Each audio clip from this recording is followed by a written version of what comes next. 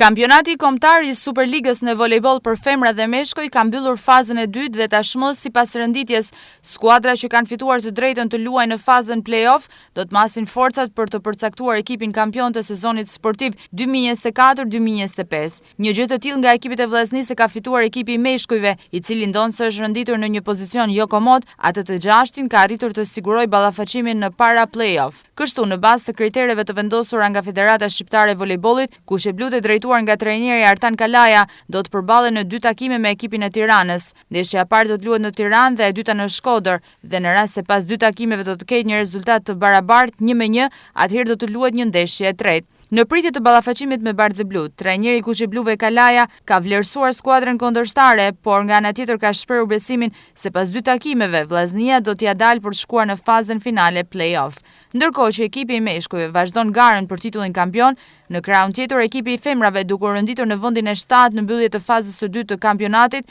ka mbetur jashtë fazës para play-off. Për të siguruar qëndrimin në kategorinë superiore, vllaznisë së volejbollit të femrave do t'i duhet të luajë në play-out me vendin e dytë të kampionatit kombëtar të kategorisë së parë, pozicion të cilin e mban ekipi i Lushnjës. Në pamje të parë me përbërjen që kanë në dispozicion, ku krahas volejbollistëve shkodrane luajnë edhe 3 lojtare të huaja, përvoja e skuadrës kusheblu nuk duket se rrezikon përballë Lushnjës së kategorisë së parë. Megjithatë, nëse kjo përballje nuk do të arrijë të vlerësohet seriozisht, volejbolli jo pak herë ka dhuruar surpriza që në këtë rast nuk ja urojnë vllaznisë së femrave.